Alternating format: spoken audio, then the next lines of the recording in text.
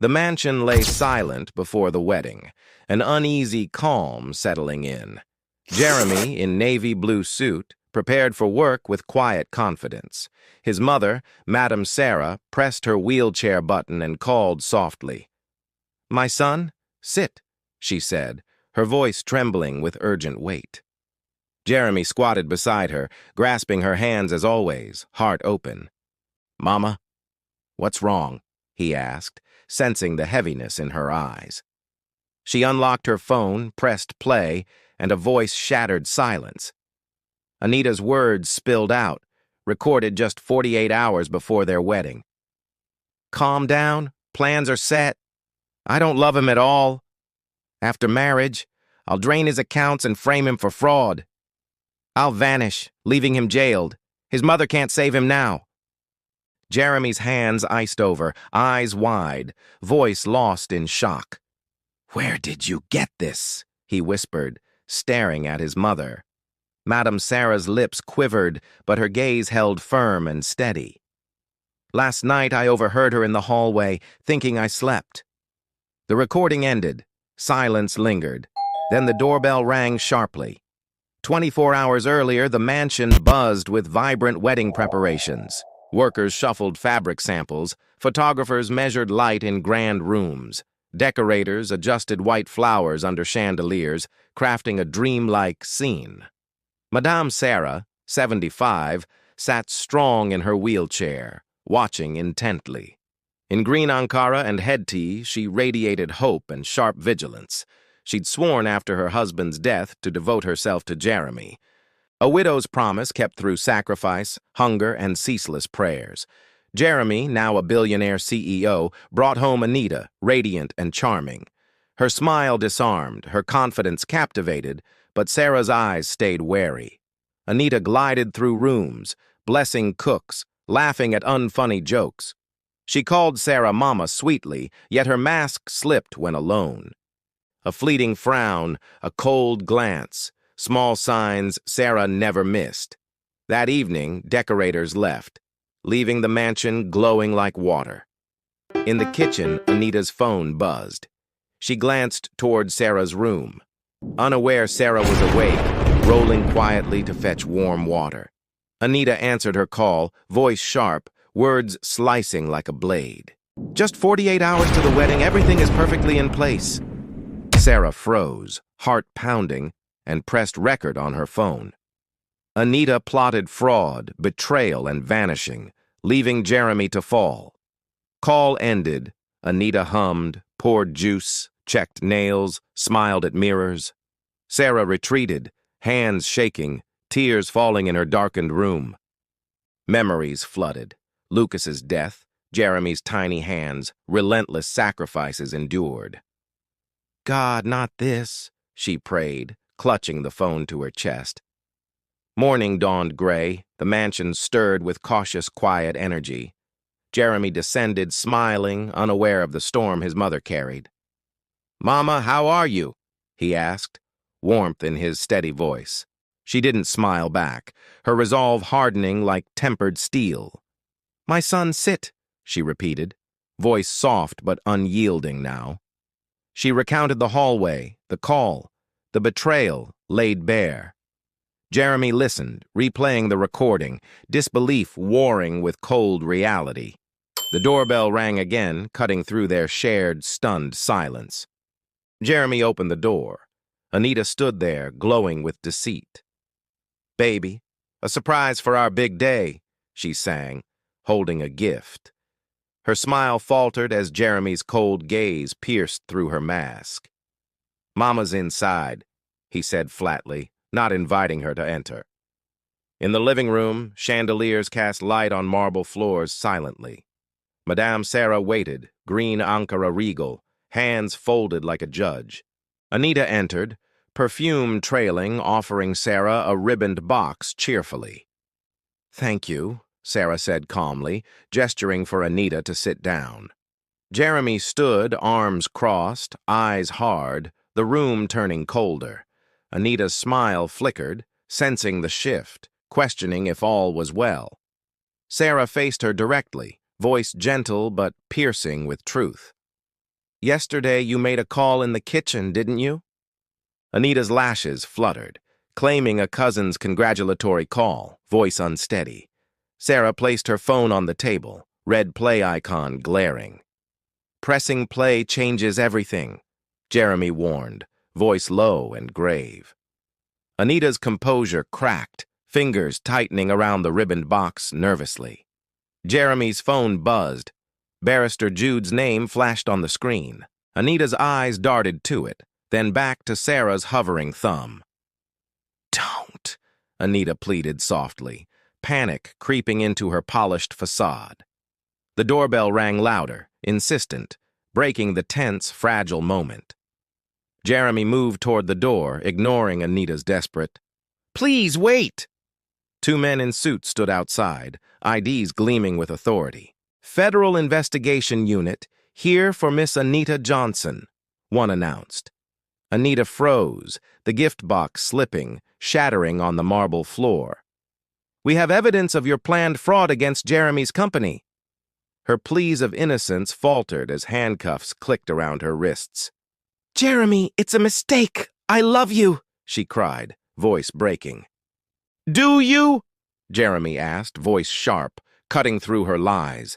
Sarah spoke, calm but firm, questioning Anita's hidden, deceitful words. Officers dragged her out, her cries echoing, phone revealing more betrayal. Jeremy picked it up, a message from Jay sealing her guilt. The SUV roared away, leaving silence heavier than stone behind. Jeremy knelt by Sarah, tears falling, gratitude overwhelming his heart. "Mama, you saved me," he whispered, voice raw with emotion. "That's why God kept me alive," she replied, stroking his hair. His phone rang again, Barrister Nicholas with urgent, troubling news. Anita's family sued for $1 million, claiming emotional trauma, humiliation. Jeremy froze, Sarah's hand tightening, the battle far from over. News exploded. Billionaire cancels wedding. Anita sues for damages. Journalists swarmed the mansion, cameras flashing, questions stabbing like knives. Jeremy ignored them, sunglasses hiding eyes, Sarah's wheelchair beside him. Inside, Nicholas outlined the lawsuit. Trauma, humiliation, breach of trust. "They'll paint you as cold, arrogant, controlled by your mother." Jeremy's jaw clenched, resolute. "We have Mama's recording, undeniable proof." The court day arrived, Lagos Federal High Court buzzing with anticipation. Anita, in white lace, played the jilted bride, tears staged perfectly. Her parents sat stiffly, avoiding Jeremy's gaze, shame weighing heavy. Sarah, in green headtee, stared forward, unshaken, a pillar of strength. Justice Pius Okata entered, gavel tapping, signaling the trial's start. Barrister Jude, Anita's lawyer, rose, his voice fiery, accusing Jeremy. Anita was disgraced, dreams shattered, humiliated by baseless suspicions. He demanded $1 million for her trauma, sympathy rippling through onlookers. Nicholas stood, calm, deliberate, dismantling emotion with cold, hard facts. Anita never loved Jeremy. She planned fraud, betrayal, and ruin. He played the recording, Anita's voice echoing her sinister intentions. The courtroom gasped, Anita's denials crumbling under the undeniable truth. Nicholas presented call logs, stamped documents, sealing her deception forever. The judge's eyes narrowed, scanning evidence with meticulous, practiced care. "A joke?" he questioned Anita's claim, her silence condemning her. "This court cannot reward deception," he declared, dismissing the lawsuit. Jeremy's actions were justified. Further suits would be contemptuous, he ruled. Anita fled, chased by journalists, her lies exposed to all. Jeremy hugged Sarah, tears flowing, whispering, "Mama, you saved me." Outside, a message arrived. This isn't over. She wasn't alone. Jeremy's blood chilled, showing Sarah who frowned, sensing deeper betrayal. "Jay?" he muttered, recalling the message on Anita's fallen phone. That evening, Jeremy gathered Nicholas, Kelvin, and Musa in the study. Nicholas warned of a mastermind behind Anita, targeting Jeremy's empire. Kelvin noted risks to investor deals. Fraud could ruin everything. Musa urged tracing Anita's phone to uncover Jay's true identity. Sarah cautioned, "Betrayal often hides within loyalty. Look inside, too." Musa's team traced Jay to Julius Bamadel, head of finance. Jeremy's heart sank. Julius, his trusted hire, a Harvard graduate. He had access to accounts, the perfect insider, Nicholas realized aloud. Sarah's words rang true. Betrayal wore loyalty's mask, striking deep. Next morning, Jeremy confronted Julius in the sleek boardroom headquarters. Julius's smile faltered as Jeremy tossed Anita's phone onto the table. "We traced Jay's number to you," Jeremy said, voice cold, unyielding. Julius's mask shattered, admitting his plot with chilling, arrogant pride. "You were lucky, Jeremy. Brains like mine deserve the top." Sarah countered, "Survival without honor leads only to a fall." Jeremy fired Julius, security escorting him out amid his threats. "You'll regret this. The game's bigger than you," Julius shouted. Sarah warned, "A snake rarely travels alone. Others may lurk." That night, a video from Julius arrived, his smile menacing, taunting. "The game's bigger than Anita, bigger than me," he mocked. A timer flashed, 24 keys, threatening to collapse Jeremy's empire. Jeremy rallied his team, fear and fury clashing within him. Musa suspected a cyber attack, urging IT to secure financial systems. Nicholas warned of legal risks, framing Jeremy for orchestrated fraud. In the server room, IT battled a worm set to transfer millions. Coded under Jeremy's name, it would pin the crime on him. The worm, hidden deep, reopened doors they tried to shut. Jeremy spotted Kelvin's name in access logs, heart stopping cold. "You betrayed me!" he roared, confronting his trusted COO, Kelvin. Kelvin confessed, trapped by debts, manipulated by Julius's promises. Sarah urged focus. "Stop the transfer now, mourn betrayal later." With minutes left, IT found the worm's password, Kelvin's clearance. "Lucas 75, Kelvin whispered, mocking Jeremy's father, twisting the knife deeper. The password worked, halting the worm at 7 seconds remaining. Cheers erupted, but Jeremy sank, weighed by trust, shattered forever. Julius was arrested, Kelvin detained, their conspiracy headline news. Jeremy was hailed a victor, yet victory tasted bitter, hollow. Months later, he met Isabella, a gentle accountant, sparking peace. Sarah approved, tears shining, declaring, "This is the right one." Jeremy and Isabella wed, Sarah beaming in her front-row wheelchair. A year later, Isabella birthed Sarah, named for Jeremy's guiding star. Madame Sarah held her granddaughter, whispering prayers in the garden. "You saved me twice, Mama," Jeremy said, kneeling beside her. "I'd do it 1,000 times, she replied, eyes soft, resolute. Years passed. Little Sarah grew, learning tales by her grandmother's side. One morning, Madame Sarah passed quietly, her duty fully done. Jeremy buried her with honor, her legacy etched in their hearts. By her grave, he whispered, "Mama, you saved me until the end." The wind carried peace, her voice echoing in his soul forever. This gripping tale of betrayal and redemption highlights the power of maternal instinct and vigilance. Madame Sarah's unwavering love and sharp intuition saved Jeremy from a meticulously planned deceit, underscoring the strength found in family bonds. The story masterfully weaves suspense, emotional depth, and moral triumph, showing how truth can prevail against greed and treachery. The continuation amplifies the stakes, revealing layers of conspiracy within Jeremy's inner circle, making his victory hard-won and bittersweet. It's a testament to resilience, the cost of trust, and the enduring legacy of a mother's sacrifice, inspiring reflection on loyalty and justice. The wind rustled softly through the trees by Madame Sarah's grave. Jeremy stood, hand in Isabella's, little Sarah clutching his fingers tightly. His whispered vow lingered, a promise to honor his mother's legacy. The sun dipped low, casting golden hues over the quiet cemetery. Back at the mansion, the family gathered, mourning yet resolute in purpose.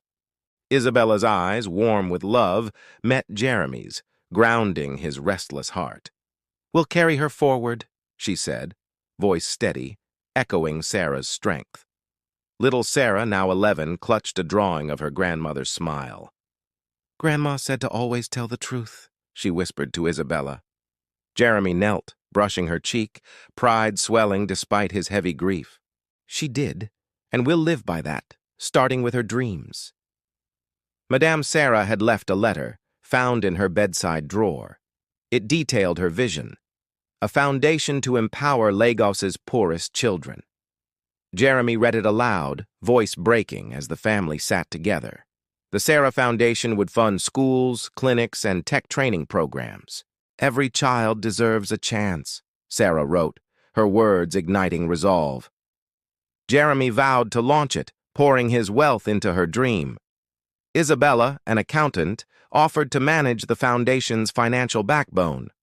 "We'll make it transparent, unbreakable, like your mother's spirit," she said. Little Sarah chimed in. "I'll help kids learn like Grandma taught me." The family smiled, their shared mission a beacon through their sorrow. Days later, Jeremy met with Barrister Nicholas to draft the foundation's charter. The mansion study hummed with purpose, papers strewn across the table. Nicholas warned, "Your enemies may resurface, targeting this new venture." Jeremy nodded, recalling Julius's threat. "The game is bigger than you." Musa, ever vigilant, reported heightened security around the estate's perimeter. "We've intercepted chatter. Someone's watching, waiting for a weak spot." Jeremy's jaw tightened. Betrayal's scars made him wary but not broken. That night, a cryptic email arrived from an untraceable source, chilling Jeremy. "The foundation won't stand. Sarah's gone, but we're still here." He showed Isabella, whose calm resolve mirrored Sarah's unyielding courage.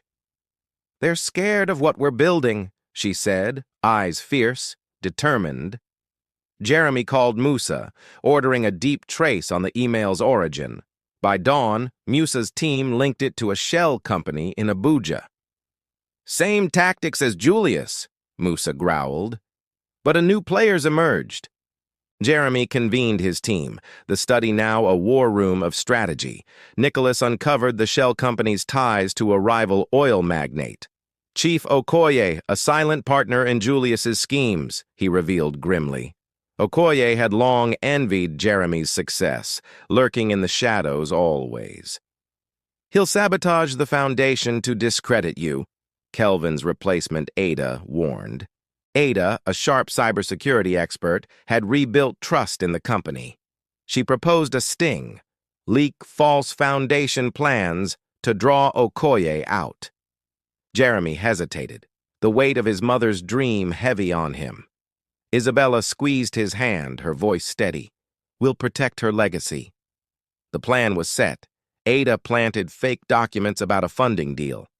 They claimed the foundation would partner with a foreign charity soon.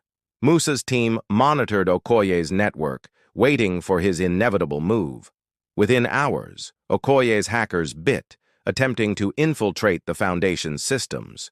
Ada's traps caught them, exposing their IP addresses and identities. Jeremy watched the operation unfold on screens in the mansion's bunker. Musa's voice crackled through comms. "We've got them, boss. 3 hackers." The culprits, hired by Okoye, confessed to planning a smear campaign.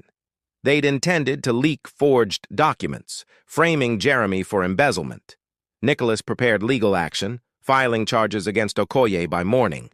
The EFCC swooped in, arresting Okoye at his lavish Abuja villa. Headlines roared, "Oil magnate caught in plot against Sarah Foundation." The foundation's launch was a triumph, held at Lagos's Civic Center. Thousands gathered, children from slums holding banners of hope aloft. Little Sarah cut the ribbon, her smile radiant. echoing her grandmother's. Jeremy spoke, voice strong. This is my mother's dream made real. He unveiled scholarships for Oshodi's youth, clinics for the underserved. Isabella announced tech labs, ensuring every child could dream big. The crowd cheered, their applause a symphony of Sarah's enduring love. Years passed, the Sarah Foundation transforming lives across Nigeria's poorest regions. Little Sarah, now a teenager, led youth programs with fierce passion. She spoke at summits, her grandmother's folk tales woven into her words. Jeremy and Isabella expanded the foundation, opening branches in Ghana, Kenya. Ada's cybersecurity kept threats at bay, a digital shield for hope. Musa trained local guards, ensuring communities protected their own dreams. Nicholas became the foundation's legal anchor, thwarting every rival's scheme. One evening, Jeremy visited Oshodi, where the first clinic stood proud. Children swarmed him, stethoscopes dangling, coding apps on donated tablets.